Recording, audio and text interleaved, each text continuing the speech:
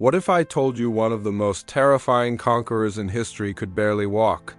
A man who limped into battle, yet left mountains of skulls behind him. Kings trembled.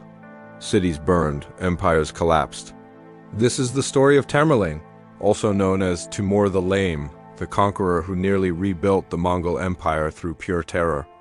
And before this story ends, you'll have to decide, was Timur a military genius or history's most ruthless monster?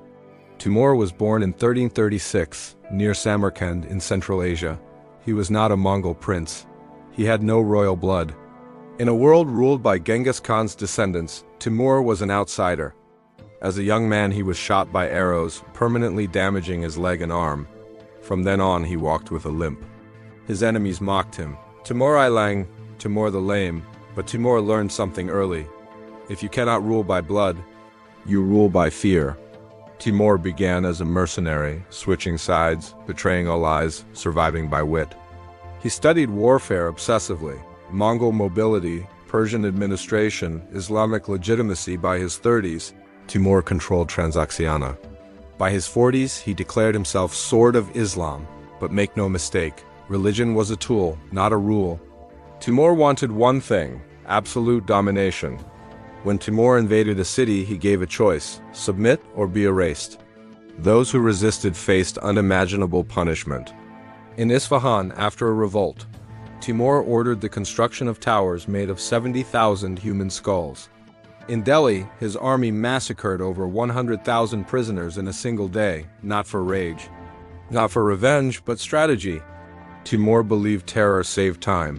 One city destroyed means 10 cities surrender. And it worked. From Persia to Mesopotamia, from India to Anatolia, Timur's reputation marched ahead of his armies. Timur didn't just fight cities, he crushed kings. In 1402, Timur faced Ottoman Sultan Bayezid I, the most powerful ruler in the Muslim world. Bayezid was confident, too confident. At the Battle of Ankara, Timur used desert warfare, turned Bayezid's allies against him, encircled the Ottomans completely. Bayezid was captured alive. According to legend, he was kept in an iron cage. Whether myth or truth, the message was clear: no empire is safe. Europe celebrated. The Ottomans were shattered, temporarily. Here's the paradox: Timur destroyed cities, yet rebuilt Samarkand into one of the most beautiful cities on earth. He patronized architects, scholars, artists. The same man who built skull pyramids also built mosques of turquoise and gold.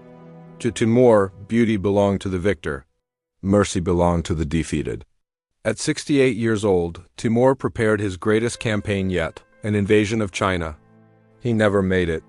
In 1405, Timur died in winter, far from home. His empire collapsed within decades. But his shadow did not. He inspired the Mongol Empire, generations of conquerors, fear centuries after his death. So now the question is yours. Was Tamerlane a brilliant strategist? Or the most brutal conqueror in history? Comment below, genius or monster?